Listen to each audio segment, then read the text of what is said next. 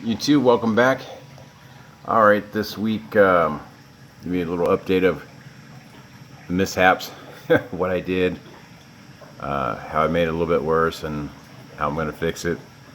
Okay, so I was messing around with my air pump and the wood stones and put some air bubbles into the system through the return pump, and it put a lot of oxygen in here. I just wanted to see what it would do is on the pH, and what happened is the Neptune system, the pH started dropping drastically, and so then I realized, this tank is fighting to keep the pH up because there might be some CO2 in the room.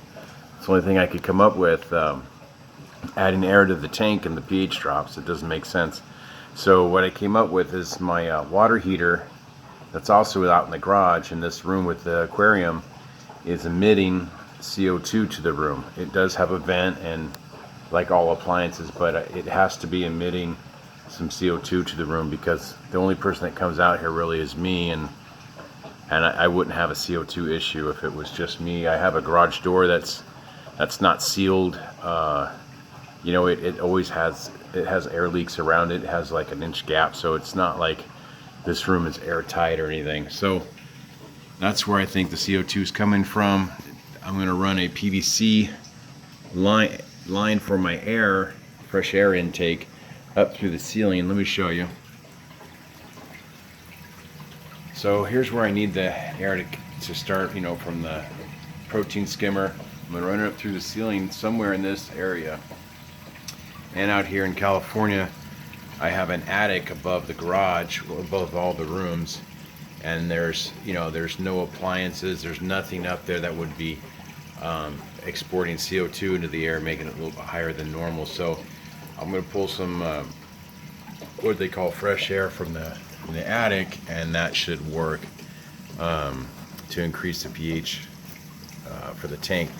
What I did was, once the pH dropped, when I was doing the air bubbles, I put in some Kalkwaxer into my auto top off, and then that made my alkalinity shoot up. So now my alkalinity has been raising all this week, and when I got back, I was away for a day or two, and when I got back, now my alkalinity is 11 and my calcium is 520.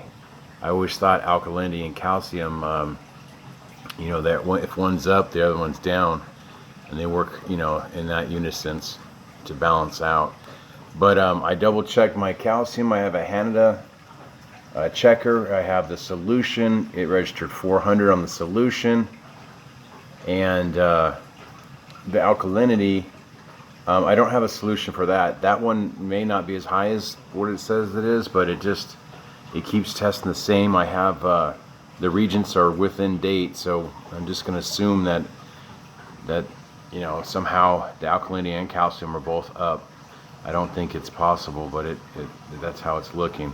Anyways, I'm doing water changes to get the tank back in where I want it, and I'm going to run the line, and maybe tomorrow, which is Sunday, and I'll do a video sometime this week and let you know after I've watched it for a couple days, and let you know what's going on with it.